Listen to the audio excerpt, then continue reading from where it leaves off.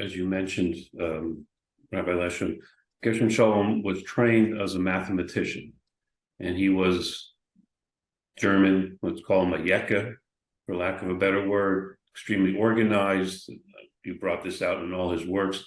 On the other hand, Kabbalah, Hasidism, especially Kabbalah, is a very creative process. How do you look at that one person, and how did he balance those two sides of the equation?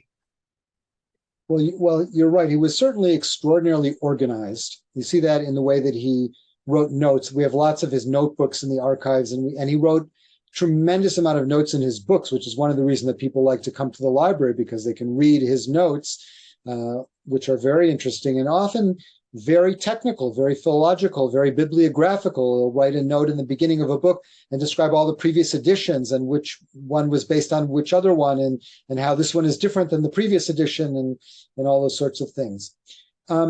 He was a systematizer, and he wrote about Kabbalah very systematically, as I said before, kind of like a philosophical bent.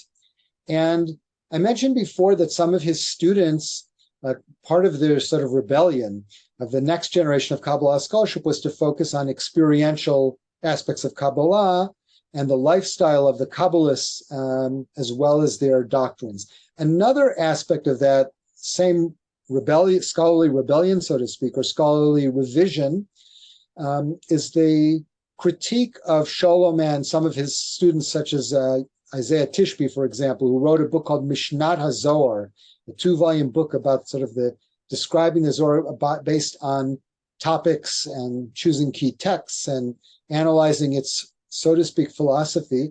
And the next generation said kind of what you said in your question, that Kabbalah is a little messier than that. It's not necessarily a philosophy.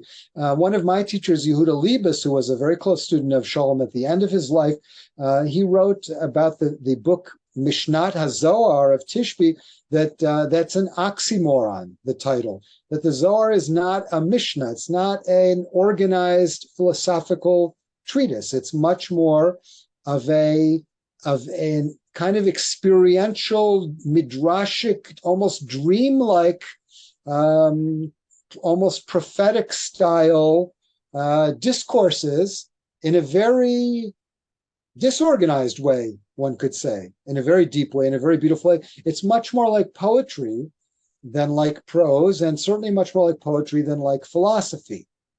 But that's not true of all the Kabbalah. The Kabbalah of the Ari of Rav Yitzchak Leir, for example, is incredibly organized. It really is almost like a mathematical puzzle in a lot of ways, or a mathematical chart. It needs to be charted out to be able to keep track of it in many ways. But in that sense, Scholem, he was the first generation of scholarship that really devoted itself to Kabbalah, and he went at it with the tools that he had in his toolbox of Jewish philology and Jewish philosophy.